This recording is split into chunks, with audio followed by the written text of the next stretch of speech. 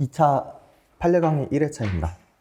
1회차 첫 타임에는 OT 가볍게 할 것이고, 네.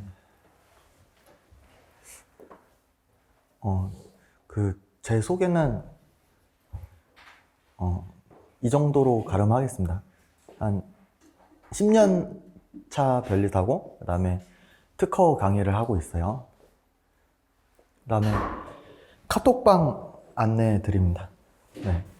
관련해서 궁금하신 부분 있으시면 여기 들어오셔서 질문 주시면 됩니다. 네, 필요한 자료 같은 거 있으면 카톡방 통해서 안내해 드리고 있어요. 네.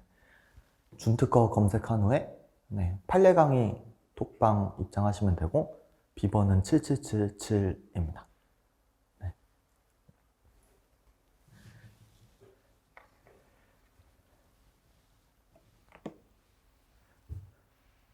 기본 강의랑은 다르게 회차별로 뭔가 보충 자료 그런 건 없어요. 네. 그래서 나중에 뭐 안내사항 있으면 그런 거 전달드리고 질의응답 받고 있습니다.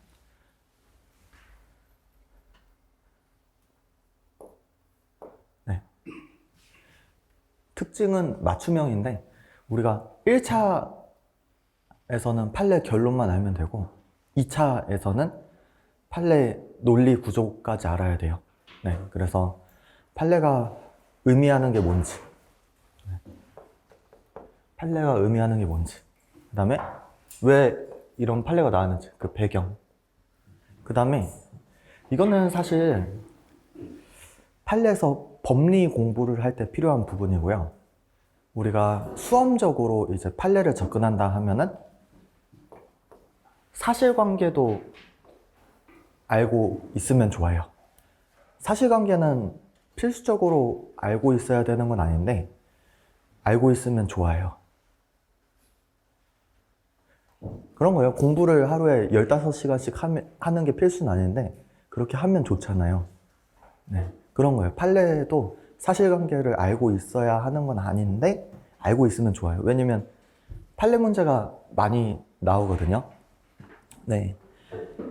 과거랑 달라요. 과거에는 상표에서만 판례 베이스 문제가 많이 나왔었는데, 최근에는 특허도 사실관계 그대로 해서 문제가 많이 출제되고 있거든요.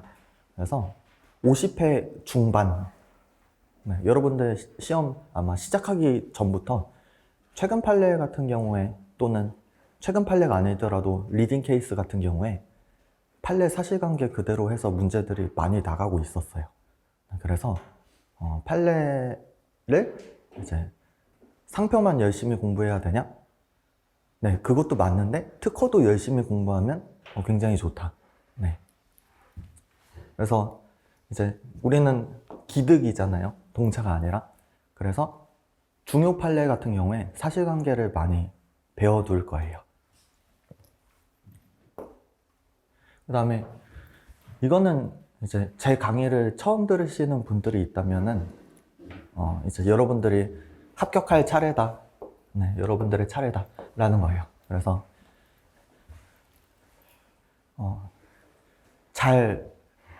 저도 열심히 노력해서 가르치도록 하겠습니다. 그 다음에 기득 합격의 핵심은 기본 강의 때도 설명드렸었는데, 2월 암기 스퍼트가 제일 중요합니다. 네, 그래서 관련해서 이제 계속 문의 같은 게 있었는데, 암기를 미리 해야 되냐 하면은 하면 좋긴 한데 이때 몰아쳐서 해도 돼요. 네. 왜 그렇죠? 동차 때도 이때 미리 암기하면 좋은데 이때 해도 시험장에서 웬만큼 다 써지거든요. 네. 그래서 이때 평소에 이해 베이스로 열심히 공부하시고, 다만 이해 베이스 공부할 때 책에 키워드 표시 잘 해놓으세요. 내가 2월 달에 어느 부분 암기해야 될지 표시를 안 해놓으면 이때 저한테 물어봐요. 뭘 외워야 되죠? 그건 이제 각자 살아남아야 됩니다. 네.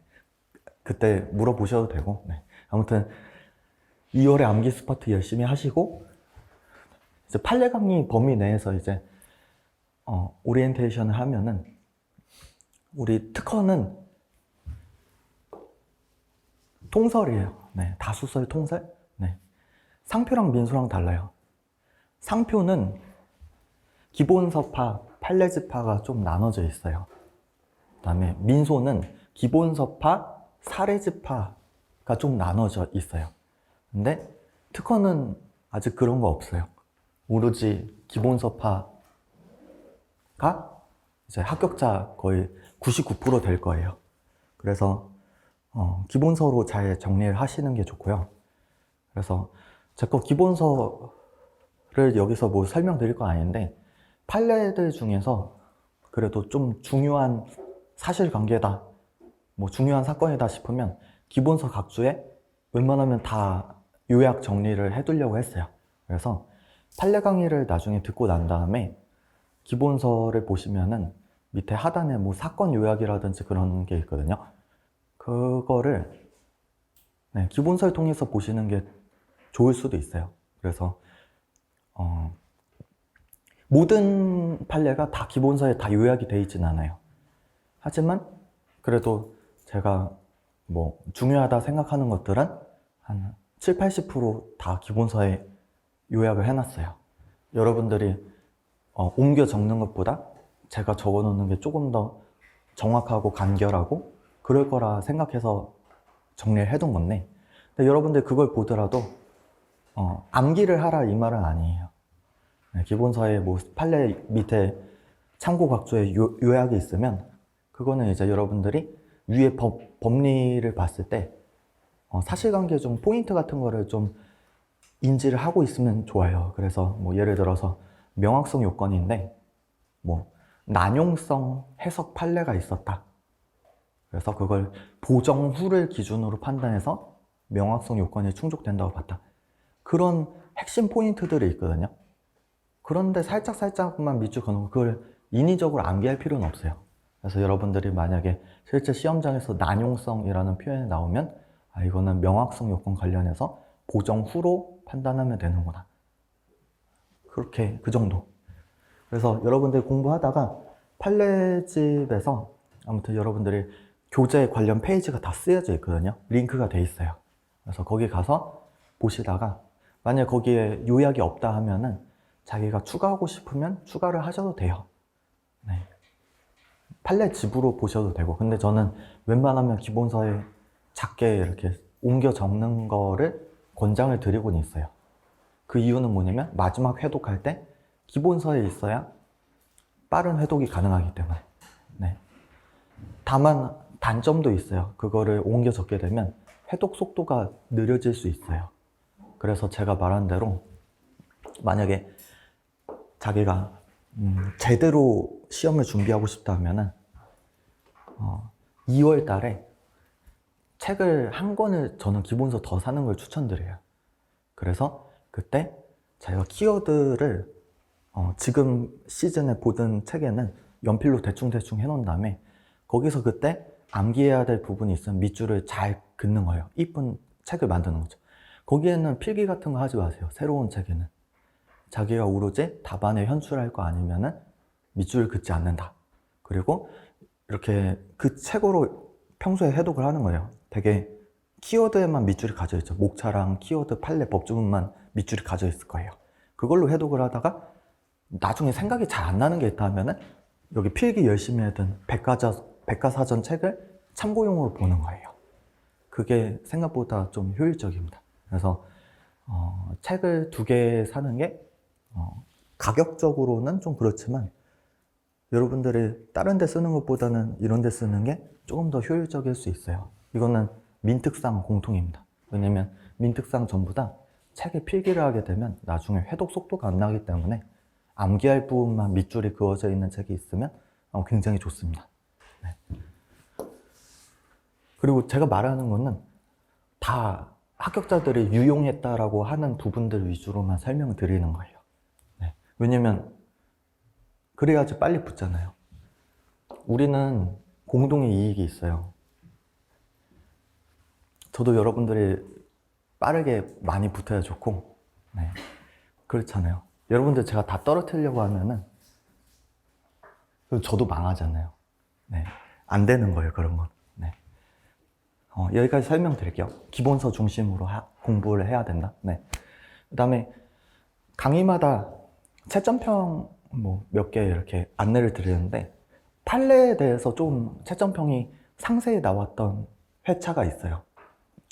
판례 문제는 두 가지 경우가 있다라고 설명을 합니다. 그래서 사실 판례 문제는 한 세 가지가 있을 것 같은데, 판례를 바탕으로 문제를 만들었다. 네.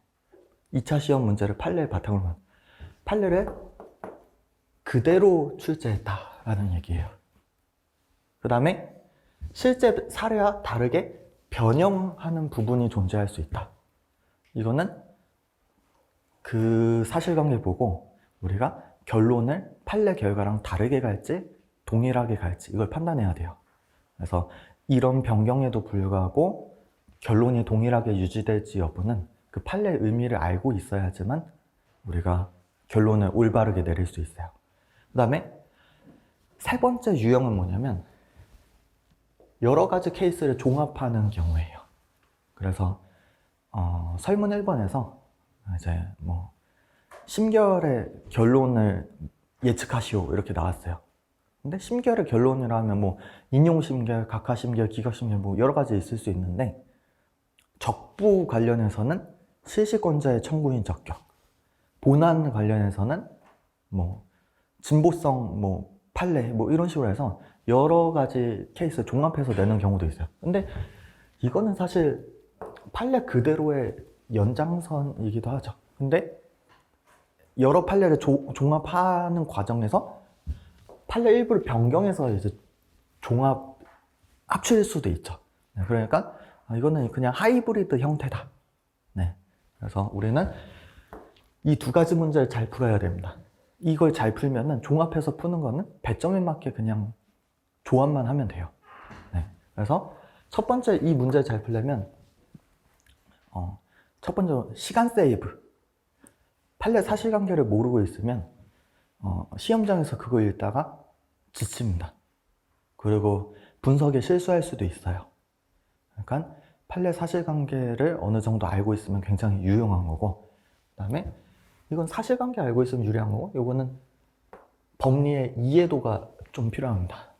그래서 각 판례가 제시한 요건들이 어떤 의미를 가지는지 알아야 결론을 달리할지 여부를 이제 결정할 수 있어요. 그래서 채점평에서 단순히 판례를 알고 있는 것에 그쳐서는 안 되고, 해당 판례가 내포하고 있는 법리를 충분히 이해하고 있어야 된다. 그래서 판례의 사실관계에서 왜 그와 같은 결론에 도달하게 되었는지를 이해하는 것이 중요합니다. 이렇게 나옵니다. 그 다음에 최근에 제가 그 수험생 분들 중 좀 잘하는 사람이랑 이제 우리 답안지에 대해서 얘기를 좀 나눴던 적이 있는데, 조문이랑 판례가 있고 사안이 있어요. 우리 답안지에 적을 때는 이게 제일 객관적입니다. 물론 학설이나 뭐 이런 것들도 적을 수 있는데 그런 건 견해니까 주관적일 수 있어서 일단 제외시키고, 객관적인 게 입법부가 만든 조문, 그 다음에 사법부가 찍어낸 판례잖아요. 그리고 우리가 사실관계가 있으면 그 적용해서 결론을 뽑아내는 그 과정이 있잖아요. 근데 이거는 수학으로 치면은 계산 공식, 네, 계산 공식. 네, 이거는 한경훈 변리사님도 이제 종종 설명하는 내용인데, 어떤 사실관계가 있을 때 어떤 결론이 나온다. 그러니까 이렇게 가면 머리 아파져요. 이렇게 갈 필요는 없어요. 네. 사실관계에 넣으면 어떤 결과가 나온다. 그래서 요건이 충족되었으면 효과가 나온다. 이런 식으로 이제 법학을 접근할 수 있는데, 그런 관점에서 조문이랑 판례는 특정 사실관계에 대해서 어떤 결론이 나올지를 이제 만들어 나가기 위한 하나의 도구예요. 툴. 그 다음에 사안포섭은 뭐냐면 이게 계산 공식이라면 그 공식에 대입하는 거예요. 그래서 내 계산 과정을 보여주는 거예요. 그래서 가끔 가다가 이제 답안지에 결론으로 답만 적으시는 분들이 있어요. 그래서 어차피 진보성 부정 아니냐, 어차피 각하 아니냐, 그래서 답만 물어본 거에 대해서 예상 심계를 물어봤으니까 각하다 이렇게 그냥 적으시는 분들이 있거든요. 그거는 이제 수학으로 치면은 계산식에 적용해서 풀이 과정을 안 보여주는 거예요. 우리가 이제 공부를 하는 이유는 뭐냐면 어떤 사실관계일 때 어떤 결론이 도출되냐, 이게 제일 중요한 거긴 한데 그 풀이 과정을 보여줘야 돼요. 식에 이 사실관계를 넣었을 때 이렇게 전개가 돼가지고 이렇게 분수가 진행이 돼서 이 결과가 나온다.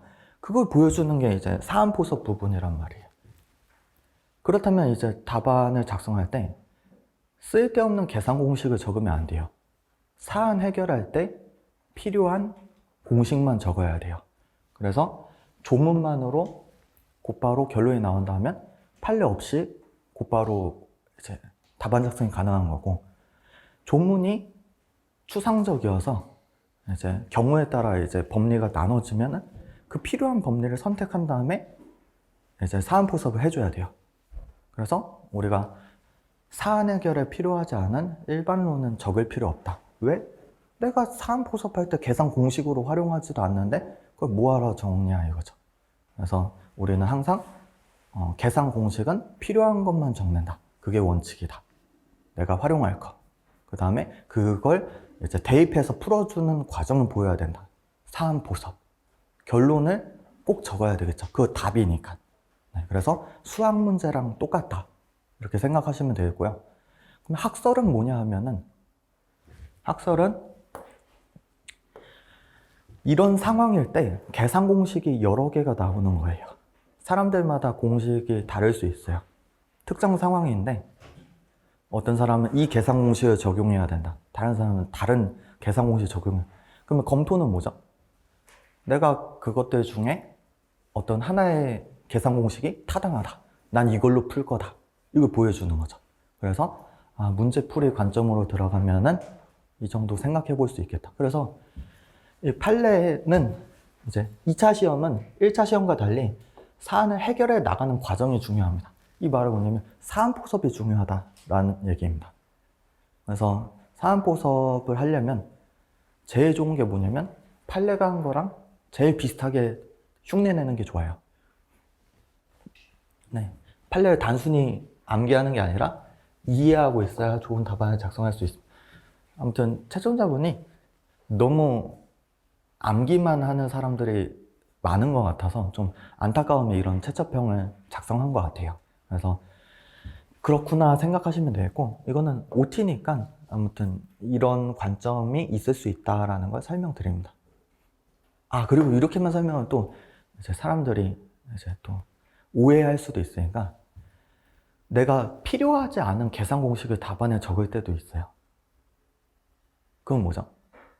내가 필요한 것만 적어서 사안을 해결하려면 6점이면 되는데 실제 문제가 10점으로 나온 거예요. 그럴 때는 이제 이 계산 공식이 어떤 의미에서 나왔고 이게 왜 타당하고 난 왜 이걸로 풀 거고 검토라든지 배경이라든지 취지 같은 걸 적어주면서 양을 늘려야 되잖아요. 네, 그래서 제일 중요한 건 배점이죠. 배점이고, 배점이 딱 알맞다면은 필요한 것만 선별해서 적는 게 맞다. 이렇게. 그래서 가끔 그런 질문 있잖아요. 기본서의 골뱅이는 안 외워도 되나요? 하는데, 그거는 이제 골뱅이의 의미는 배점이 낮을 때 제일 먼저 우선순위로 날릴 수 있는 것들을 표시해 놓은 거고, 만약 배점이 크게 나오면 그것까지 다 적어야 답안을 채울 수 있는 경우도 있겠죠. 근데 이제 또 스킬적으로 처리할 수도 있죠. 골뱅이를 안 외우고 사안포섭을 엄청 뚱뚱하게 해버리는 거예요. 그런 식으로 처리할 수도 있으니까 그거는 자기 융통성에 따라서 이제 공부하시면 되겠죠. 그 다음에 공부를 한다 하면은 우리가 이제 어떤 사실관계도 배우고 어떤 이론도 배울 거예요.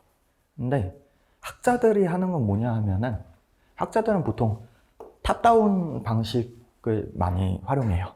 이 이론의 문제점이 뭐냐, 이 이론이 어떤 이론이냐, 막 이론을 막 열심히 연구한 다음에 네, 이 이론을 어떻게 법으로 규정할 것이냐, 이건 입법부가 보통 해요.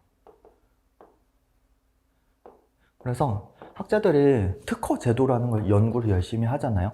그러면 특허는 공개의 대가다 라는 걸 공식을 딱 만들어내면은 입법부가 특허는 공개의 대가야 해서 법으로 29조 1항, 2항, 42조 3항 1호, 42조 4항 1호 이런 식으로 법으로 만든단 말이에요.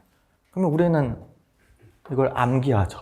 법을 이제 암기를 하는데 법도 많아요. 네.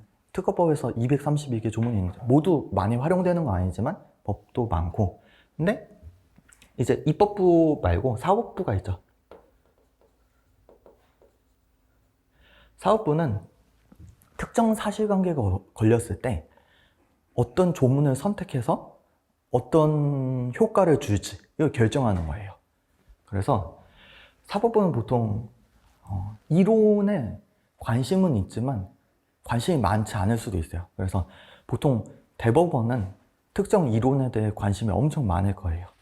근데 1심, 2심 같은 경우엔 사실관계 기반으로 일단 특정 결론을 내는 것도 시간이 부족하기 때문에 그거에 대해 많이 연구를 할 수가 없어요. 그래서 우리도 사실 1심, 2심이랑 비슷해요. 네, 문제가 나오면 그걸 풀어야지 음미를 할 시간이 많이 없어요. 교수님들이 이제 채점 과정에서 너네는 이제 단순 암기만 했고 뭐 생각이 없구나 뭐 이런 식으로 말해도 우리가 그 짧은 시험 시간 안에 엄청 다각적인 생각을 많이 할 수는 없단 말이에요. 그러니까 암기를 되게 많이 할 수밖에 없어요. 암기를 많이 해야 되는 것이고, 근데 우리가 비시즌 때는 그래도 이해를 많이 해놔야 내가 배우지 않은 거에서 문제가 출제됐을 때 어떤 식으로 탄력적으로 해결할지 좀 미리 준비를 해 놓을 수 있어요. 그래서 이해도도 중요한 거고, 아무튼 이제 특정 사실이 걸렸을 때 어떻게 해결하냐, 그거를 판례라고 하는 거죠. 네, 그래서 판례 생성 과정을 조금 이제 살펴보면은 여러분들이 이제 판사님이다 이렇게 생각하면 소가 걸려서 들어올 거예요. 소가 걸려 들어오면은 그 어떤 사실이 있는지 먼저 파악합니다. 근데 이 사실을 확정할 때는 증거를 통해 확정을 해야 돼요. 입증되지 않으면 없는 사실로 취급이 되겠죠. 그 다음에 이 사실이 있을 때 법전을 열심히 뒤져야 돼요. 법전을 뒤져가지고 당사자도 물론 주장을 할 테지만 원래 법의 그 선택과 적용은 이제 법관의 직권이잖아요. 그래서 법전에 보면은 법이 엄청 많아요. 뭐 민법부터 해가지고 특별법까지 엄청 많잖아요. 그 중에 내가 이 사건을 해결할 때 필요한 법률을 선택하겠죠. 그래서 특별법이 있으면 특별법 우선으로 선택하고 특별법이 없으면 일반 민법으로 해결할 수밖에 없을 것이고 이런 거 법을 선택하겠죠.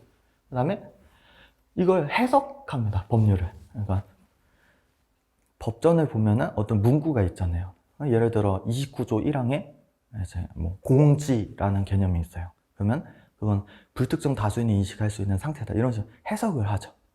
그 다음에 그걸 이제 적용을 하는 건데, 근데 적용을 할 때 곧바로 적용할 수도 있는데 이 사실을 또 평가를 할 수도 있죠. 그래서 이런 차이점이 있다라는 것은 어떤 양 발명의 차이점이 있다라는 건 사실 문제거든요. 근데 그 차이점이 미세한지 평가합니다. 네, 그래야 동일에 들어가는지 이제 판단하겠죠. 그래서 예시를 들면은 예를 들어 확선이다. 네, 확선이다 하면은 법조문에 이제 말하는 게 뭐죠? 선출원의 채명도랑 후출원의 청구 범위를 비교해서 동일하다면 특허를 받을 수 없다. 후출원 특허 받을 수 없다. 이게 29조 3항에서 나오죠. 네, 그래서 뭐 출원 공개, 등록 공고 이런 요거는 일단 빼고 두 개의 발명을 동일한지 비교를 해야 됩니다. 그러면은 이제 사실 확정 면에서 보면은 양 발명이 동일한지를 이제 판단해야 돼요.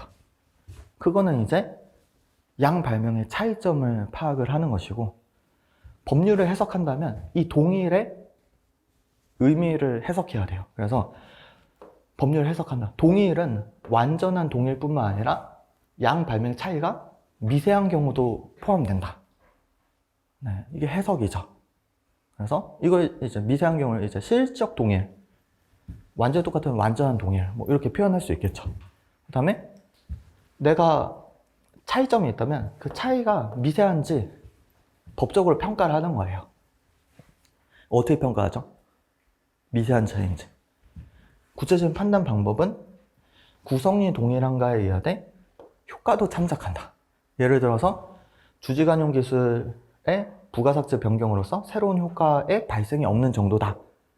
이게 AND로 충족이 되면 그건 미세한 차이라고 평가를 할 수 있고, 그렇지 않다면 미세한 차이라고 평가를 할 수가 없겠죠. 네. 그래서 이제 법을 적용하는 거예요. 그래서 적용이라 하면 뭐냐면 요건이 충족되었다. 그러니까 동일하다고 판단이 되면은 후출원은 특허를 받을 수 없다. 이게 효과잖아요. 네. 그래서 후출원이 특허를 받을 수 없는지, 만약 동일하다는 요건이 충족이 안 되면은 이제 29조 3항이 적용이 안 되는 거죠. 그래서 거절 이유나 무효 사유로 작동하지 않겠죠. 그래서 우리가 하는 게 이제 법률의 해석, 사실에 대한 평가, 이걸 위주로 이제 많이 볼 거예요. 물론 이 앞단도 중요해요. 법전에서 어떤 법을 적용할 것인지 선택하는 거, 일반법이나 특별법이나 뭐 이런 것도 중요하고, 그 다음에 증거를 통해 사실을 확정하는 것도 중요해요.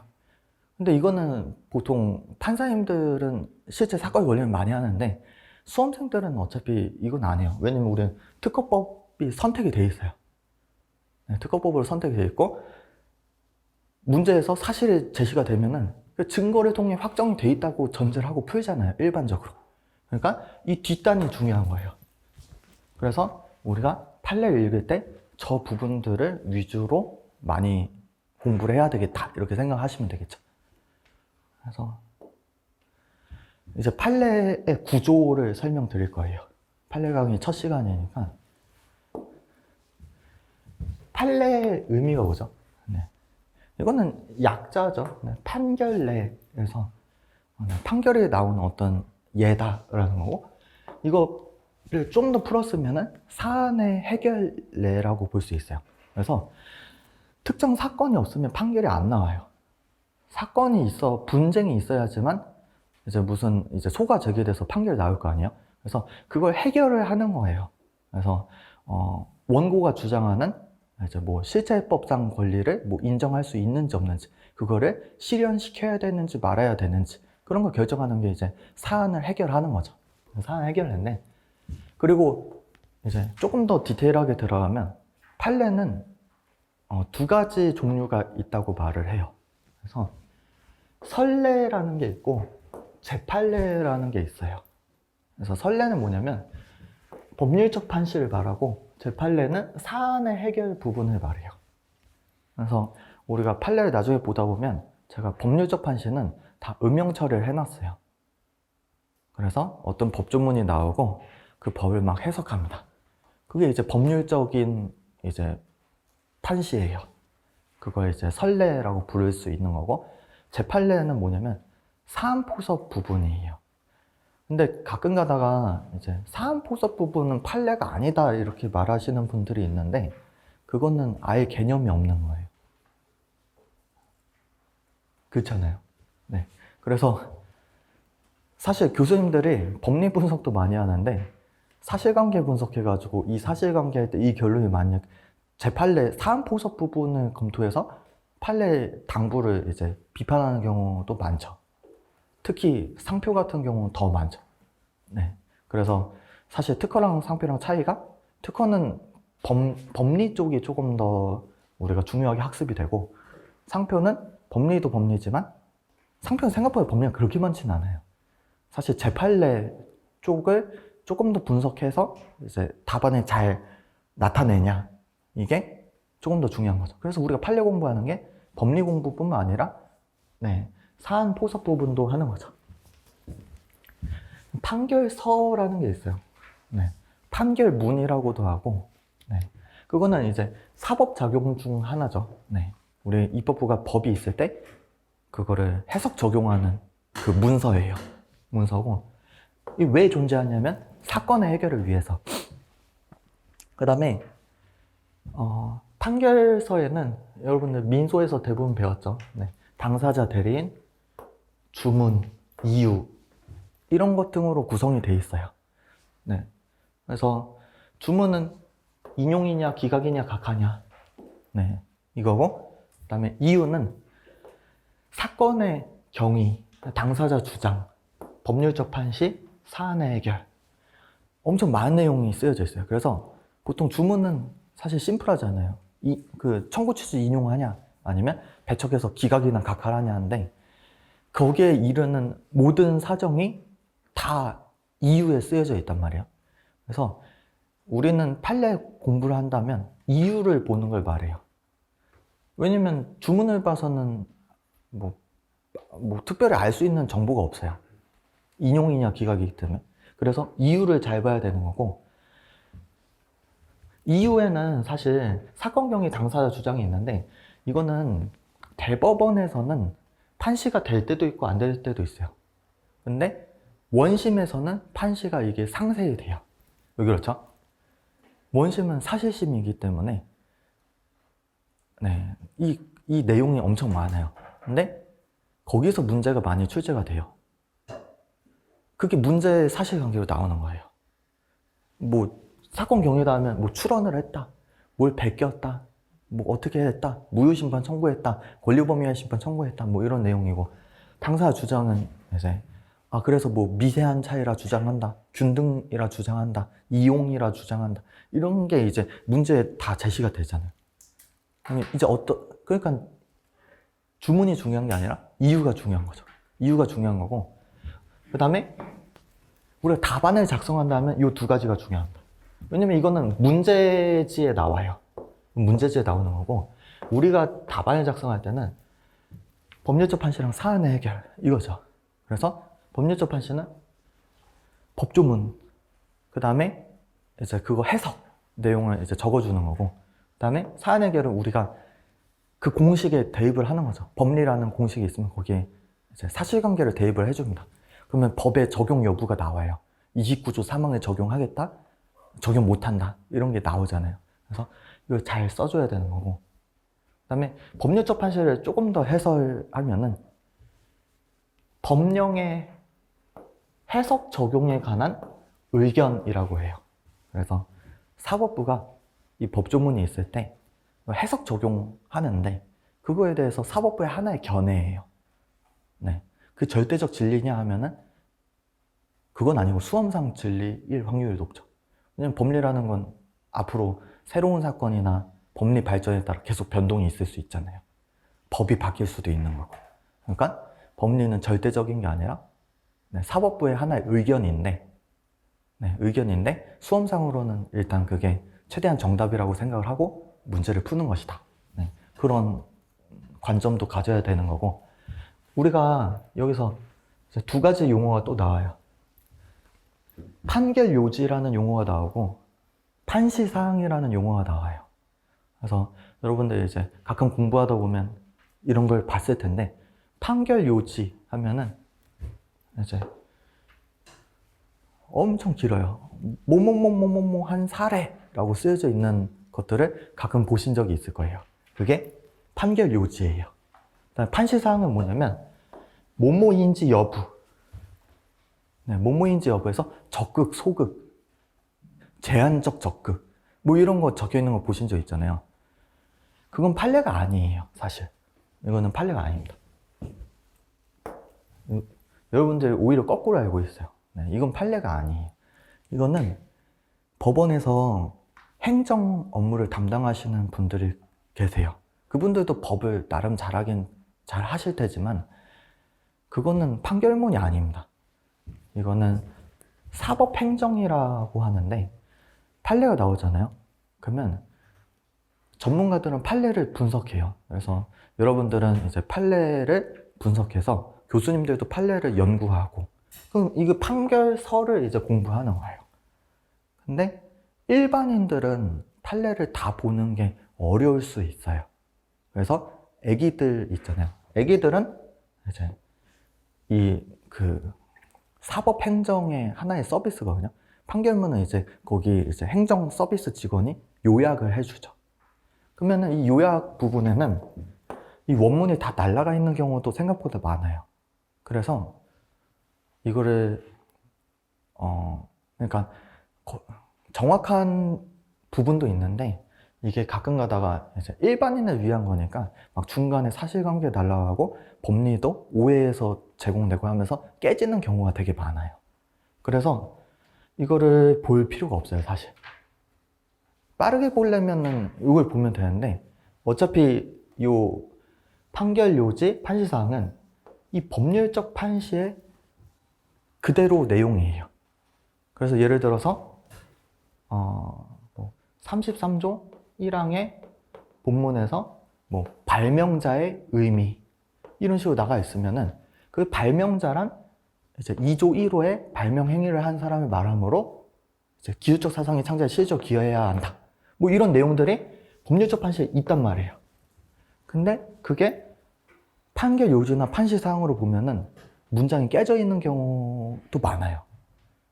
그래서 우리가 제대로 공부하려면 실제 판례에 나와 있는 이유 중에 법률적 판시 부분을 봐야 돼요. 그게 사실 교재에 다 들어가 있죠. 네, 여기까지.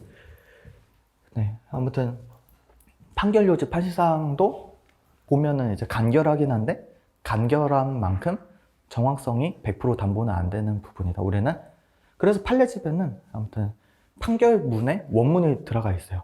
특히 원문이라 하면 이 이유가 제일 중요한 거예요. 여러분들 이걸 잘 공부를 하시면 되겠습니다.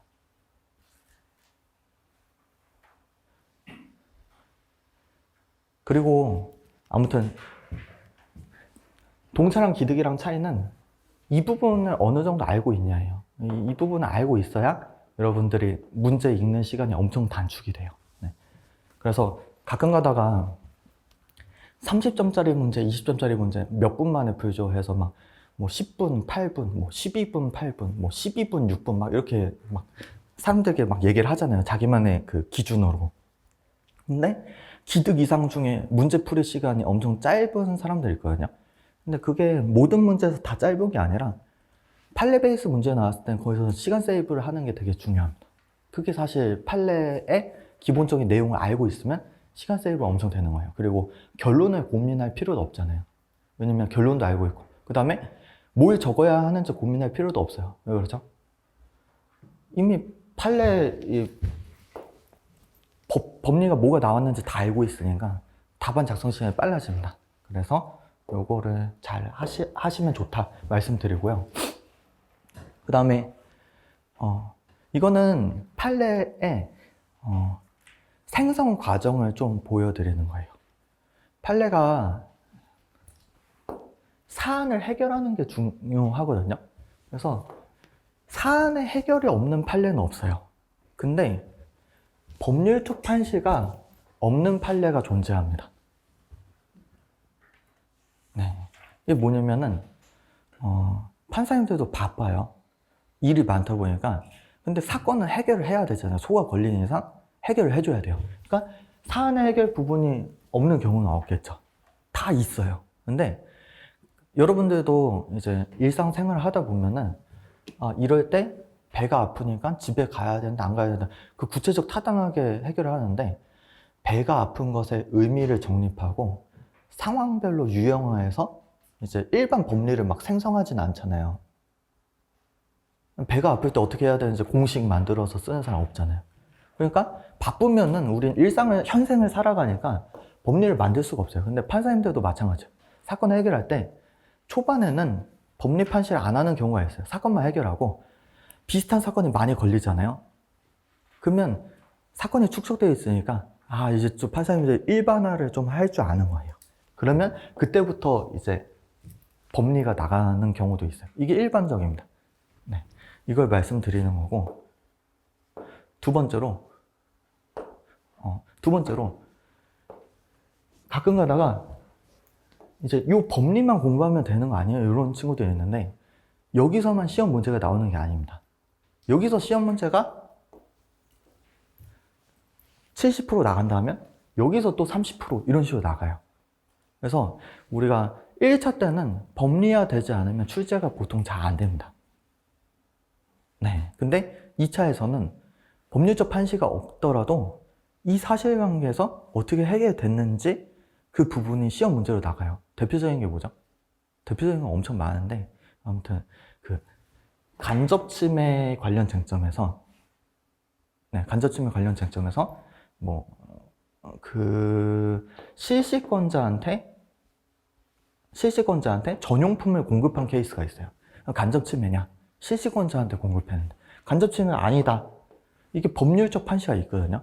그건 법리가 있는데, 근데 이때 실시권 설정을 할 때 여기에 무슨 타인한테 실시 허락을 금지하는 문구가 들어가 있으면 이거 어떻게 처리할 거냐? 이건 법률적 판시 안 나갔는데 기출문제 그냥 나오는 거예요. 그러면은 그 문구가 그냥 문제에 쓰여져 있어요. 뭐 어떤 이거 실시권 계약할 때 어떻게 했는데, 근데 마지막에 간접침해냐 물어요. 그러면 이것까지 다 고려해서 실제 판례가 판단한 것처럼 똑같은 결과가 나가야 되거든요. 그러니까 우리가 1차랑 차이점이 법률적 판시 한도 내에서만 공부하는 게 아니라 법률적 판시 안 된 부분이 있더라도 중요 판례라면은, 중요 판례라 하면은 평석이 많다든지 파기환 송 사건이라든지 그런 사건의 범위 내에서는 사실관계 이 사안 해결 부분을 꼼꼼히 봐야 됩니다. 그래서 법리 없이 해결된 부분도 함께 문제가 나가는 경우가 있다. 이렇게 말씀드리고요. 그 다음에 이거는 앞에 거의 반복인데, 이게 첫 번째로 제가 말했던 케이스예요. 법리 없이 사안 해결 부분만 있다가 나중에 법리가 나오면서 사안 해결 같이 나가는 경우가 있을 수 있고, 어떤 판례를 보면 첫 번째 사건이 걸리자마자 곧바로 법리가 나가요. 이런 경우는 언제죠? 이거는 이미 기존의 학설상 논의가 충분했을 때, 외국의 결과도 법리가 다 똑같을 때는 법리가 그냥 나가요. 대법원도 부담이 없어요. 왜냐면 이미 연구가 많이 돼 있으니까, 이 사건 이거네 하고 그냥 법리를 딱 판시해버립니다. 이미 선행 연구가 끝났으니까. 그 다음에 어떤 경우는 이런 경우도 있어요. 똑같은 사건이 계속 걸려도 법리적 판시가 안 나가요. 이런 것들은 교수님들이 법리를 정리를 해줍니다. 대표적인 게 뭐냐 하면은, 독립항이 신규하고 진보하면은 종속항도 신규하고 진보하다. 독립항의 권리범위에 속하지 않으면 종속항의 권리범위에도 속하지 않아. 이런 것들 사건 엄청 많거든요. 근데 대법원 판례가 이거는 법률적 판시를 안 해요. 그러면 교수님들이 평석이나 교수저에 독립항과 종속항의 관계, 판단상 실익 해서 이거 법리화를 하는 거예요. 그래서 우리가 이제 법리라는 걸 이해할 때는 판례에서 꼭 판시된 내용만 법리가 아니라 그게 규칙성이 있게 적용 가능한 거면 그 법리라고 한다. 누가? 우리 출제하시는 분들이. 네, 그렇게 하는 거예요. 그래서 이런 것들은 어차피 강사님들이 다 알려주죠. 독립항, 종속항. 그래서 책에 아마 보면은 그 독립항, 종속항 보면 그게 교수님들 표현으로 들어가 있고, 거기 각 주에 판례는 이렇게 말하죠. 1항이 독립항으로서 진보하니까 그것을 기술적으로 한정한 뭐 2항 내지 그 이하의 항 모두 다 뭐 진보성이 인정된다. 이렇게 사실적 해결 부분밖에 없어요. 네, 그래서 아무튼 그런 게 있다라는 거 알아두시고, 네. 판례 강의 OT에서는 아무튼 여러분들 판례를 나중에 엄청 많이 보니까 판례를 보는 시야를 키워드리는 거예요. 네. 그 다음에 법률적 판시가 변동이 되는 경우도 있어요. 네. 진화하는 거죠. 제가 의식적 제외이론 예시를 들어놨는데, 의식적 제외이론이 균등론 소극적 요건으로 맨 처음에 등장을 했었단 말이에요. 근데 그 법률적 판시가 없었어요. 근데 그래도 의식적 제외이론은 판례가 적용을 하고 있었어요. 왜냐면 외국에서 그렇게 하고 있으니까. 그래서 법률적 판시 없이 예를 들어 감축 보정이 있다. 또는 의견서에 어떤 내용이 있다 하면은 의적 제외가 되었다 안 되었다? 판례가 판단을 하고 있습니다. 사안을 해결하고 있는데 법률적 판시가 존재하지 않아요. 그래서 몇몇 고려 요소를 보고 이제 교수님들이 연구하는 거죠. 아, 외국에서 감축 보정일 때 의적 제외 인정하니까 우리 판례도 그걸 따라하는구나. 그 다음에 의견서 내용에 따라 뭐 의적 제외 여부도 뭐 따라하는구나. 이런 식으로 평석이 달리겠죠. 근데 이제 교수님들 평석이 많이 달리다 보면 외국의 그 법리가 이제 판례로서 판시가 될 때가 있어요. 그래서 판단 방법이 있고 판단 기준이 있거든요. 근데 어떤 걸 더 생성하기 어렵냐면 판단 기준을 생성하는데 더 어려움이 있어요. 그래서 제가 기본 강의 때 설명드렸다시피 판단 방법은 여러 가지 종합적으로 고려해서 판단한다라는 거예요. 그래서 보세요. 명세서뿐만 아니라 심사관이 제시한 견해, 출원에 제출한 보정서, 의견서 등에 나타난 출원인 의도, 보정 이유 등을 참작하여 판단한다 라고 하는데 이건 고려 요소만 제시했을 뿐 어떤 기준으로 의적 제외 여부를 판단할지가 안 나온 거예요. 그래서 이 판례가 한참 동안 나오는 거죠. 한참 동안 나오다가 이제 교수님들이 요 고려 요소로 의적 제외 여부를 이제 또 해보니까 이렇게 하는 게 맞다라고 또 이제 교수님들 이제 축적된 의견이 나가면은 아, 그래. 이거는 여러 사정에 해당하는 거고 여러 사정을 종합하여 출원인의 의식적 제외, 의사가 존재한다고 볼 수 있을 때 이를 인정할 수 있다 해서 판단 기준이 나갑니다. 네, 그래서 이게 판례가 진화를 하는 거예요. 그 다음에 이 판례 문구를 보면은 둘 다 법률적 판시인데 공통점이 뭐죠? 다 출원 과정의 사정을 종합한다고만 되어 있어요. 네, 출원 과정의 여러 사정을 종합해서 의적 제외 여부를 판단하겠다라는 건데 근데 그 다음 판례가 또 나와요. 이러한 법리는 등록 이후 이루어지는 정정을 통해 청구 범위가 감축되는 경우에도 마찬가지로 적용된다. 이렇게 나가면 사실상 이건 전환 판례랑 비슷해요. 왜냐면 기존 판례들은 출원 과정의 내용을 통해서 의적 제외 의사를 판단한다 라고 나갔었는데 이제 출원 과정을 넘어서 정정 절차를 통해서도 의적 제외 의사를 인정할 수 있다는 게 나오니까 이건 사실상 전환 판례인데 좋게 해석하면은 이제 전환 판례를 할 때 판사님들이 귀찮단 말이에요. 근데 기존의 사건들을 보면은 등록 후에 사정으로 의적 제외가 문제되었던 건들은 없었단 말이에요. 그러니까 기존의 판례 문구를 파기하기가 귀찮은 거예요. 귀찮으면은 그냥 이거를 소부에서 판시합니다. 전압 판시 안 하고 소부에서 판시한 다음에 이거는 적용 범위를 보충하는 것이다. 확장하는 것이다. 이런 식으로 해결할 때가 있거든요. 그래서 이거는 사실상 원래 기존의 법률적 문구에 수정이 들어가야 되는데 귀찮으니까 이제 판사님들이 그냥 이걸 소부에서 판시를 하는 거죠. 그래서 판례가 보면은 이제 여러 과정을 거쳐서 나오는 거구나. 그 다음에 이게 법률적 판시가 없다가 생기는 건데 생길 때 진화 과정이 계속 존재하는구나. 그래서 우리가 지금 수험생일 때 배우는 것들은 지금 현재의 최선의 법리를 배우는 거고 나중에 실무에 나가면 또 공부 열심히 해야 돼요, 나중에. 왜냐면 법리가 계속 진화합니다. 그래야 전문가가 되는 거죠. 네. 그 다음에 이제 우리가 답안 작성면에서 또 말씀드리면 판례가 있을 때 어떤 사안을 해결하는 것이거든요. 구체적인 사안을 해결하는 건데 근데 여기서 활용 가능한 법리의 개수가 여러 개일 수 있어요. 한 개일 수도 있고 여러 개일 수도 있는데 근데 우리가 특히 대법원 판례 볼 때 대법원 판례는 상고 이유를 판단하거든요. 상고 이유가 아니어도 직권으로 판단하는 경우도 있긴 한데 그런 경우는 특수한 경우니까 일단 제외하고 당사자가 이제 문제를 삼아야지만 판단합니다. 그러면은 당사자가 이제 문제를 삼은 건 진보성 관련 법리를 특허법원이 오해해서 잘못 판단했다 해서 상고를 하는 거예요. 대법원이 그런 진보성 법리라든지 그 적용 과정을 검토하겠죠.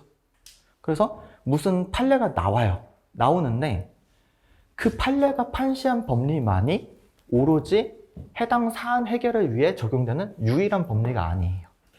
뭐냐면 무슨 사실관계가 있으면은 어떤 결론이 나오는데 이 진보성 판단 과정에 이 부분이 상고 이유로 올라가기 때문에 이거에 대해서 법률적 판시가 있었던 거고, 이 뒤에 부분을 보면은 뭐라고 되어 있냐면 청구항 1의 진보성이 최종적으로 부정되는 이상 거절개정 불복 심판에 나머지 청구항에 대해 진보성 유무를 판단할 필요도 없이 기각 판결을 한 원심 판결은 정당하고, 이런 식으로 나오거든요. 거기 내재되어 있는 법리는 뭐냐면 출원일체의 원칙이에요. 근데 출원일체의 원칙이 어떤 판례에선 법률적 판시로 나갈 때가 있고 어떤 판례에서 안 나가요. 왜 안 나가냐 하면은 그게 상고 이유로 잡히지 않았으니까. 당사자는 거기에 불만이 없었던 거예요, 대법원에서. 근데 우리가 이 문제가 나왔다 하면은 배점이 중요합니다. 배점이 크잖아요. 판례가 법률적 판시한 부분 강하게 써야 되는데 나머지 부분도 사안 해결을 할 때 논리적으로 필요하기 때문에 판례가 판시를 법률적 판시 안에서 다 써야 돼요. 근데 만약 배점이 작잖아요. 그럴 때는 판례가 판시한 법률적 판시만 쓰면서 나머지는 문개서 사안포서에 그냥 넣으면 돼요. 그래서 가끔가다 여러분들 이제 질문 주시는 게 뭐냐면 이 문제 나오면 이것만 써야 돼요? 이것도 써도 되지 않나요? GS에서 이런 질문 많거든요. 근데 보통 다 써도 돼요. 근데 전제 조건이 있죠. 이걸 기깔나게 잘 썼냐? 그러면 다른 걸 써도 된다. 근데 이것도 원래 판례가 이만큼 판시했는데 뒷꼬리만큼도 못 쓰면서 다른 것만 또 엄청 쓴 거예요. 그걸 뭐라고 하죠? 전문 용어로? 백화점식 답안. 그거는 이제 사안의 주된 쟁점을 다른 데로 가져가서 논점의 그 강약 조절에 실패한 거죠. 그러니까 우리가 이걸 어떻게 교정할 수 있냐면 판례집을 보면 되게 좋아요. 판례집을 안 보잖아요. 그러면은 이게 균등해져요. 백화점 답안으로 갑니다. 그럴 확률이 되게 높아요. 논리적으로는 그게 맞아요. 근데 판례집을 보잖아요. 판례에서 어떤 게 주쟁점이었고 이게 핵심이었다. 그게 이제 강약 조절로 잡히는 거예요. 근데 판례집을 안 보잖아요. 그러면 이거 똑같이 쓴 다음에 억울하죠. 네, 억울해서 이제 물어보는데 그건 어쩔 수 없어요. 제가 정하는 게 아니라 교수님들이 판례 문제 베이스로 문제를 출제하게 되면 아시는 분들 아실 테지만 채점 기준표에 판례집 원문이 들어가 있습니다. 그런 경우가 많아요. 창작 문제면 이제 교수님이 채점 기준을 만들겠죠. 근데 판례 베이스 문제다 하면 답안지에 판결문 원문이 들어가 있어요. 그러면 거기 항목에 따라서 제일 점수가 높게 들어가는 부분은 판례가 판시한 법리 부분이고, 그 다음에 나머지 부분은 어떻게 되죠? 점수를 안 주는 거 아니에요. 다만 재량이어서 그 재량은 순간순간 달라질 수 있고 교수님들마다 달라질 수 있다는 거죠. 그렇기 때문에 우리가 강하게 써야 되는 건 판례에서 주된 쟁점이 된 부분을 강하게 써야 된다. 그리고 배점이 남으면 나머지 논리적으로 필요한 부분도 당연히 쓸 수 있다. 배점 문제다. 그래서 항상 모든 게 배점 문제라고 생각하시면 돼요. 여기까지 설명드리고, 그리고 여러분들이 문제풀이는 많이 하는 게 좋은데 문제풀이를 많이 가져갈 수가 없어요. 이렇게 말씀하시는 분들이 있는데, 사실 우리가 공부할 때 입력이랑 출력이랑 다르죠. 그래서 내가 입력량이 있으면 그 출력하는 연습을 하는 게 이제 답안 작성 연습이에요. 근데 답안 작성 연습은 두 가지거든요. 직접적으로 하는 방법이 있고 간접적으로 하는 방법이 있어요. 직접적으로 하면 나의 감각을 향상시킬 수 있어요. 감각. 답안 작성 감각이라고 하는데, 우리가 알게 모르게 어떤 답안을 작성하잖아요. 거기에 순간적인 그 판단이 엄청 많아요. 문제 읽으면서 이 사실관계 어떻게 보고 이거 조합해서 어떤 결과를 내고 그걸 순간 감각적으로 엄청 판단하거든요. 근데 그 논리 과정이 엄청 복잡한데 직접 우리가 문제풀이를 하면은 이 감각을 향상시킬 수 있어요. 근데 대신에 단점으로는 첫 번째로 손이 아프다는 거고, 두 번째로 시간이 많이 든다는 거예요. 그래도 해야 돼요. 왜냐면 이 감각을 향상시키려면 머릿속으로만 그냥 상상만으로는 내가 실제 답안 작성하는 그 완결하지 않는 이상 한계가 있어요. 그래서 머릿속으로 하는 건 한계가 있으니까 답안 작성을 실제 하셔야 되는데, 이건 사실 GS 시즌에만 해도 차고 넘칩니다. 근데 미리 하시는 분들도 계세요. 만약에 자기가 집중력이 낮다라든지 아니면 자기가 입력량이 충분하다 하시면 B시즌에도 쓰기 연습하면 물론 좋죠. 근데 좋은 거는 감각 향상이 좋은 거고, 다만 손이 아프고 시간이 소모 많이 될 수 있다. 네, 그런 거고, 간접적인 방식으로 답안 작성 연습하는 건 뭐죠? 남의 답안을 보는 거예요. 남의 답안. 그래서 축구 선수들이 자기가 축구를 해야지만 축구 실력이 느는 게 아니라 남의 경기를 보고 있어도 내가 저기에 들어가 있다라고 생각한 다음에 간접적인 방식으로도 실력을 향상시킬 수 있어요. 그래서 축구 선수들도 실제 더 뛰어난 선수들 경기를 계속 보는 거죠. 근데 우리도 더 뛰어난 선수들의 답안을 봐야 돼요. 대표 주자가 누가 있냐 하면은 이제 뭐 강사 또는 교수 또는 이제 판사님. 그래서 이제 판례집은 사실 사례집이랑 똑같아요. 특정 사실관계가 있을 때 판결문 내용을 보면 법리 판시가 있고 사안포석 부분이 있어요. 아, 이런 사실관계가 나왔을 때 이게 문제가 되면 이 법리를 쓰고 사안포석 이렇게 들어가는구나. 간접적인 방식으로 공부를 하는 거예요. 그 다음에 판례집은 사실관계랑 아무튼 법리랑 사안포석 부분 다 있죠. 그 다음에 사례집도 똑같아요. 사례집도 보면은 사실관계가 없어요. 대신 문제가 있죠. 문제 사실관계가 다 들어가 있죠. 그 다음에 답안 작성 강사 이제 모범 답안 보면 법리 쓰여져 있고 사안포석 부분 다 들어가 있죠. 그래서 이거는 이제 간접적인 방식으로 내가 실력을 올리는 거예요. 근데 초반에는 직접적인 방식이 필요해요. 왜냐면 자기가 축구 경기를 한 번도 안 해보고 축구 경기만 구경을 하잖아요. 그러면은 감상을 제대로 못해요. 그래서 동차 때 여러분들이 하는 게 뭐냐면 일단 작성을 해봐야지 답안을 이제 보고서 아 이거 내가 이런 식으로 작성하는 건 생각이라는 거 할 수 있거든요. 근데 여러분들 어차피 동차 때 그 경험을 어느 정도 해봤어요. 그 상태에서는 더 뛰어난 걸 많이 보는 것도 하나의 답일 수 있어요. 그 다음에 내가 이걸 똑같이 활용을 해야 되잖아요. 그거는 GS 시즌에 하면 되는 거죠. 그래서 여러분들이 만약에 답안 작성에 기초가 아예 없다. 만약에 동차에 날렸다. 동차 때 쓰기 연습 하나를 못했다. 뭐 그 정도 수준이라면 지금도 답안 작성하면서 공부해야 돼요. 왜냐면 개념 자체가 아직 형성이 안 됐기 때문에 이론적 공부만 하면 안 돼요. 근데 그게 어느 정도 되었다 하시는 분들은 간접적인 방식으로서 지금 실력 올리는 게 손도 안 아프고 시간 세이브 되고 더 좋을 수 있다. 다만 이 간접적인 방식은 단점이 뭐냐면 집중력이 좀 떨어져요. 그래서 보다 보면은 원래 내가 2시간 동안 답안 작성 사람들이랑 이제 타임워치 걸어놓고 하잖아요. 2시간 동안 계속 쓰게 돼요. 만약에 이거 못하면 뭐 벌금도 뭐 만들어 놓을 수 있고. 근데 혼자서 공부를 하면은 2시간 동안 한 번도 안 쉬고 어떻게 공부를 해요? 판례 하나 보고 이제 5분 유튜브 봐야 되고, 사례집 한 문제 보고 유튜브 긴 거 걸리면 10분 봐야 돼요.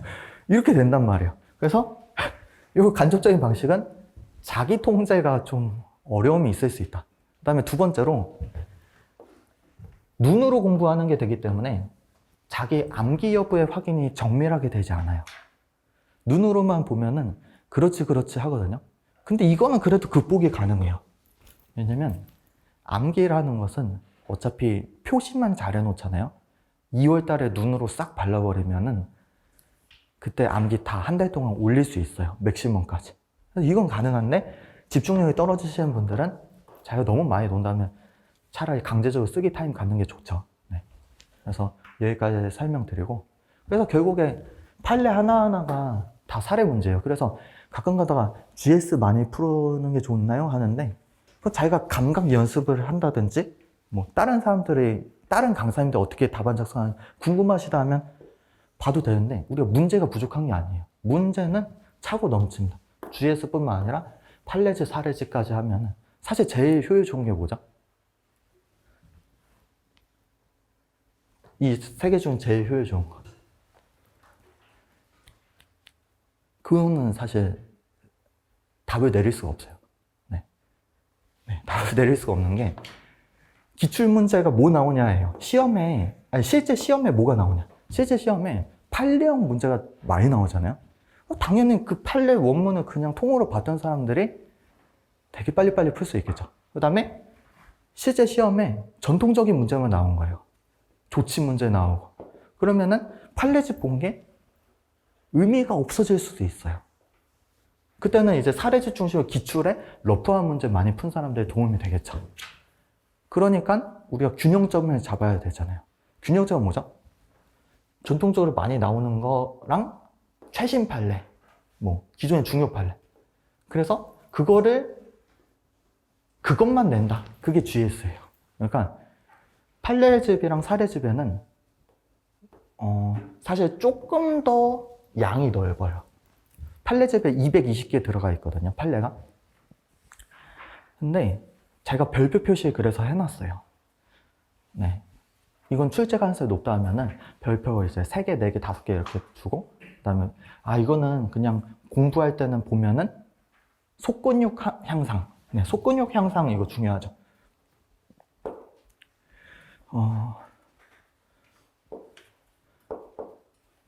우리가 판례 공부하는 게 우리가 그냥 기본서만 보면은 그 적용 과정을 생각 안 하기 때문에 그쪽으로 발달이 좀 안 돼요. 그래서 문제 풀이를 하면서 보통 속근육을 발달시키는데, 근데 판례집을 보면서 기본 법리 하나하나, 여러분들 그 판례 아시죠? 결합 발명에서 유기적으로 결합된 전체로서 진보성을 판단해야 된다. 그게 사안에 어떻게 적용되는지 그런 거 보신 적 없으시잖아요. 그런 게 다 있단 말이에요. 그런 걸 봐야 해당 법리가 살아서 움직일 수 있는 건데, 그래서 판례에서는 아무튼 기본 법리를 체화하기 위한 판례들도 있어요. 근데 그런 애들은 출제 가능성이 상대적으로 낮다면 별표를 1개, 2개 부여해놨죠. 네, 그래서 다 양 조절을 할 수 있게 세팅을 해놨으니까 여러분들 열심히 보시면 될 거예요.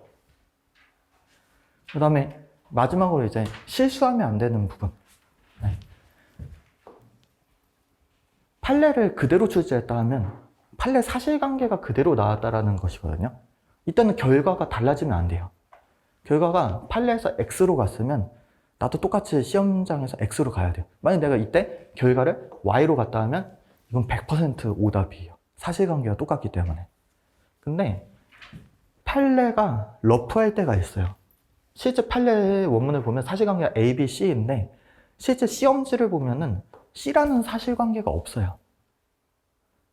그러면 내가 이걸 결과를 판례랑 똑같이 X로 갈 거냐, Y로 갈 거냐 이걸 선택을 해줘야 돼요.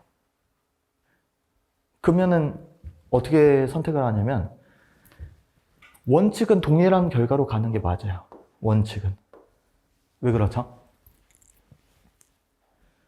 교수님들이 판례 사실관계가 너무 많다 보니까 추격해서 낸 거예요. 시험 문제 낼 때 판례 사실관계를 전부 다 100% 그대로 내려면 문제지가 너무 뚱뚱해지니까 주요 사실관계만 내면서 부수적인 건 제외하는 경우가 있겠죠. 그러니까 사실관계가 일부 안 나오면은 판례 결론이랑 일치시켜야 됩니다. 여태 모든 그 채점 기준표 제가 본 범위 내에선 그랬어요. 특정 사실관계 없어도 판례 결론은 다 똑같이 갑니다. 근데 예외가 있어요. 빠진 사실관계가 핵심 사실관계인 경우가 있어요. 그럴 때는 결론이 달라질 수도 있는데 그때는 경우의 수를 나눠서 답안 작성, 이 사실관계가 있을 때 없을 때 나눠서 작성을 하는 게 방어적이고, 만약 배점이 낮다 하면은 교수님들 그런 거 생각 안 하고 그냥 결론을 판례 결론이랑 맞춰놨을 확률이 사실 높아요. 그럴 때도. 그래서 사실감에 빠졌을 때는 웬만하면 판례 결론이 똑같이 가라라는 거예요. 웬만하면은. 근데 이건 이제 달라집니다. 판례 사실관계가 A, B, C인데 문제 사실관계가 A, B, C'이에요. C가 빠진 게 아니라 C가 변형이 돼서 C'이 돼 있어요. 그러면은 이거는 고민 되게 많이 해봐야 됩니다. 사실관계가 변동이 있을 때 교수님 의도가 판례 의미를 전환시키는 건지 아니면은 교수님 입장에서는 이 정도는 미세한 차이라서 똑같이 풀라는 건지 그거 이제 고민을 해야 돼요. 네, 그래서 이 부분을 주의하셔라 라고 말씀드리고요. 그 다음에 복습 방법 추천. 이건 원래 없었던 건데 사람들 하도 물어봐가지고 네, 그 판례 강의 계속 중일 때는 사실 복습은 그냥 뭐 하실려면 하셔도 되고 그냥 그 수업 때 배웠던 것들을 이제 그냥 따라가시는 정도면 되겠죠. 그 다음에 판례 강의 종료 후에는 저는 사실 이게 제일 베스트인 것 같아요. 판례집만 뭐 한 달 뭐 보는 게 아니라 하루에 그냥 4-5개씩 계속 주기적으로 보는 거죠. 네. 그래서 적당히 소설책이 있듯이 계속 반복적으로 읽으면 되고요. 그 다음에 이걸 하면서 그냥 소설책 읽듯이 계속 보시는 분들이 있는데 그거는 괜찮긴 한데 조금 더 좋은 방법이 있어요. 답안에 기재할 부분을 정리를 해야 돼요. 법리나 사안 포섭 관련해서 내가 이 문제가 떴다 하면은 판례집대로 똑같이 쓸 수 있는 사람들은 정리 안 해도 돼요. 근데 내가 판례집이랑 똑같이 쓸 수 없다 생각이 들면 내가 이 판례를 보세요. 판례 원문을 보면은 몇 페이지 되는 판례도 있어요. 근데 그거를 시험에 임박했을 때 몇 페이지를 판례 빨리 볼 수가 없잖아요. 그러니까 그거를 한 5줄로 요약을 한다든지 법리를 내가 1번 목차, 2번 목차, 3번 목차 순서대로 쓸 거고 그 다음에 사안포섭은 뭐 어떻게 해서 뭐를 키워드로 할 거고 그거를 정리를 해놔야 됩니다. 그 정리를 해놓은 사람들은 마지막에 회독 속도가 엄청 빨라져요. 그리고 이게 제가 아까 말했던 기본서에 옮겨 적으면서 정리를 하면 조금 더 좋다라고 말씀드린 부분이에요. 그래서 사실 제가 판례집에 220개 정도 모든 판례에 대해서 다 제가 정리를 해놨어요. 근데 제가 정리해 놓은 게 여러분들 정리한 거랑 다를 수도 있어요. 그래서 처음에는 제가 정리해 놓은 거를 목발로 쓰는 거예요. 여러분들 게 아니에요. 그래서 여러분들이 판례를 엄청 긴데 그거 빨리 이해하려면 목발이 필요해요. 여러분들은 아직 다리가 약해서 이제 보조 도구가 필요하단 말이에요. 그러면 그때는 제가 정리해 놓은 거를 참조하면서 보면 판례를 원래 하나를 30분을 봐야 된다면 이 정리자를 통해서 보면 한 15분? 10분 안에 끝낼 수 있어요. 엄청 빨리 끝낼 수 있게 돼 있거든요. 그래서 제가 이거 정리자료 작년에 4판에서 추가했는데 이 정리자료가 없을 때는 사람들이 이게 판례집 450페이지였는데 생각보다 보기 힘들다 했는데 이 정리자료 추가해 놓으니까 페이지는 늘었는데 보는 시간은 반의 반으로 줄었대요. 근데 문제점은 뭐냐면 이것만 보고 판례 원문을 안 보더라고요. 네, 제가 정리한 것만 보고 판례 원문을 봐야 되는데 판례 원문을 안 보게 된대요. 도파민 중독이에요. 이게 너무 짧고 간결하고 명확하니까 이것만 본대요. 그러면 안 돼요. 그러니까 처음에는 이걸 목발로 사용하는 거고 두 번째는 여러분들 판례 원문으로 가야 돼요. 왜냐면 이건 원문으로 가기 위한 목발이에요. 그다음 원문을 본 다음에 여러분들이 스스로 정리를 해야 돼요. 그게 사실 남는 공부예요. 판례를 백날 봐도 이거 정리를 하는 사람이랑 안 하는 사람은 시험에 임박했을 때 차이가 엄청 큽니다. 그래서 시키는 대로 하세요. 네. 이건 목발이에요. 이것만 보고 공부하는 거 아니에요. 네. 여기까지 설명드리고 10분 쉬었다가 이제 판례 하나씩 보면서 진도 나가겠습니다.